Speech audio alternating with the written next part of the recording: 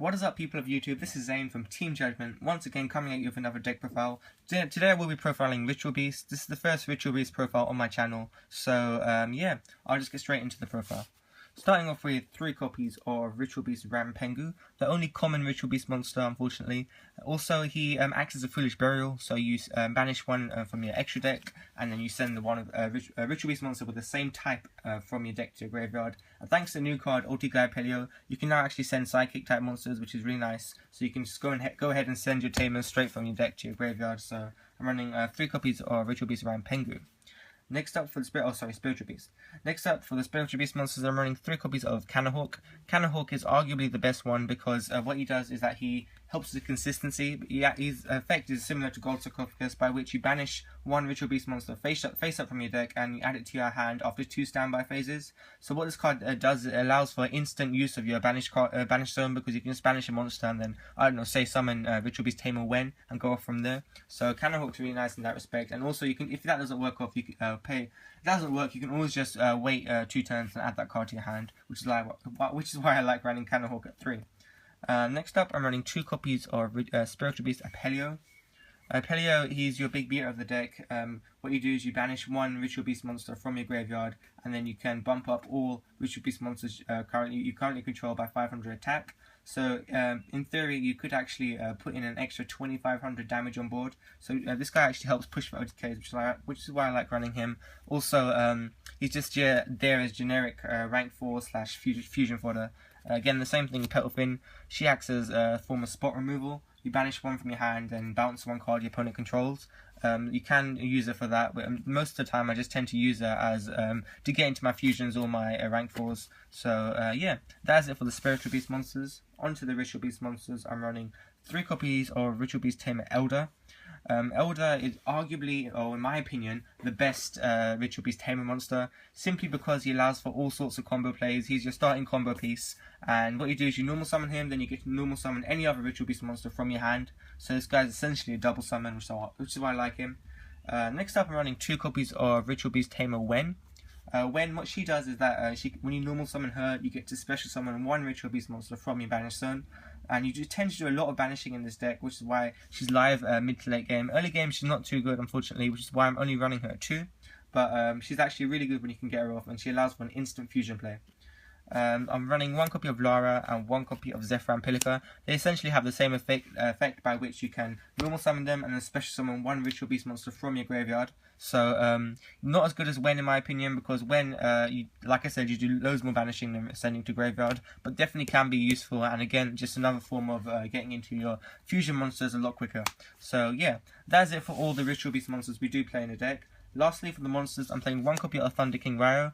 Guys, I strongly recommend you play 1 copy of Ryo, because what Thunder King does is that he completely shuts your opponent out of playing Yu-Gi-Oh!, especially if you're playing against decks like Cleaforts and Necros, or basically those top tier decks. And Thunder King, he doesn't actually hurt the deck at all. The only searching you do in this deck is via Ulti Cannahawk, and that's not even that frequent, so it doesn't really hurt the deck. In theory, you could just sit behind Thunder King and keep making these big attack fusion monsters and just push for game that way, and not enable your opponent to play Yu-Gi-Oh!, which is really sweet. I strongly recommend that you play Thunder King in this deck. It's really good. Next up for the spells, I'm running 3 copies of Upstart Goblin just to help with consistency. Yeah, not much needs to be said about Upstart. Some people tend to run 3. I actually run 2 Emergency Teleport for numerous reasons. Firstly, I don't like the fact that when you special summon them, you don't get your Tamer's effects off, because they only activate when they're normal summoned. So this just seems like a waste of a monster in my opinion. Secondly, 3 is a bit cloggy, and I needed more room for the macro and stun aspect like Thunder King and D-Vision and cards like that, because I wanted to be able to stun my opponent, and this doesn't actually help you in the longevity of the game. Sure, you can go into a first turn fusion play, but that's just that. If your opponent destroys that, there's no point. I'd rather be able to lock my opponent out of playing Yu-Gi-Oh! Than just gain I don't know, +1. So Emergency Teleport is good. Definitely worth running. It definitely does help with consistency, but I just run it at 2, not 3. And the third reason is that I have 2 ultimate rares, and I cannot be bothered to buy another ultimate rare, because I bought these when they were cheap, guys. Now they're expensive as hell. So 2 E-Tellies. Next up, I'm running 2 copies of MST for pesky floodgate cards like Lose One Turn or Vanity's Emptiness that would otherwise wreck this deck. And also Imperial Iron Wall and Poisonous Winds people tend to side in, which is why I'm running MST, and I'm siding the more back row removal, so yeah. And for the one-offs, I'm running 1 copy of D-Fisher. This card is really good. It just locks your opponent out of playing Yu-Gi-Oh! And actually helps you in certain scenarios because 9 times out of 10 you want to banish your monsters, you don't want to send them to the graveyard. Then I'm running 1 copy of Ritual Beast Bond.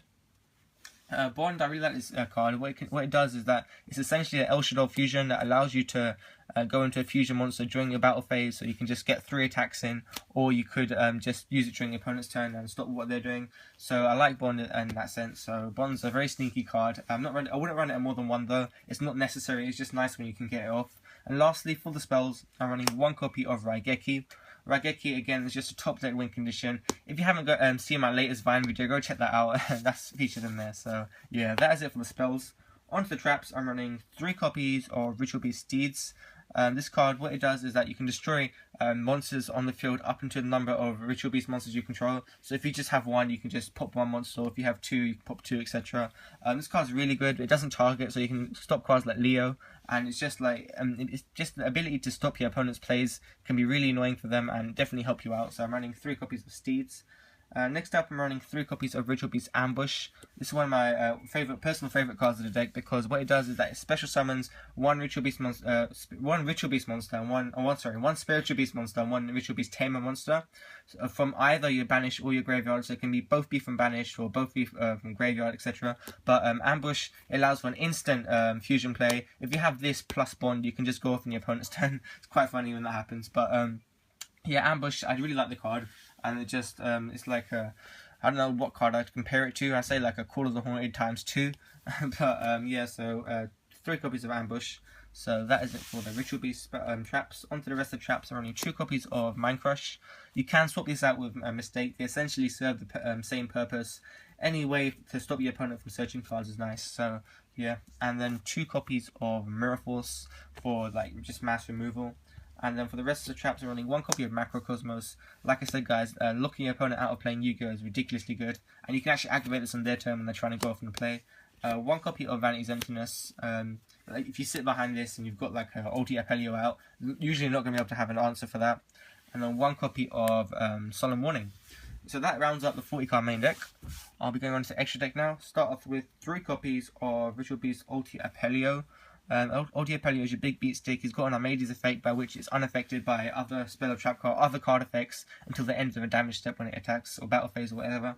But yeah, I really like this card. You tend to go into it when you want to push for game or just establish major damage, which is why I'm running him at 3. You do go through these quite easily. I would run 4 if I could, but you can only run 3 because you do find yourself just repeatedly summoning Ulti Apelio just to attack over monsters or get rid of problem monsters and such. So yeah, next up I'm running 3 copies of Ulti Cannahawk. Like I said, this is the only search card the deck has access to. Its effect's a bit too long to explain, but what he essentially does is you banish 2 monsters to special summon him, send those 2 monsters to a graveyard, and then you search a card. So yeah, so 3 copies of Ulti Cannahawk. It definitely helps with searching, and you can play around Thunder King.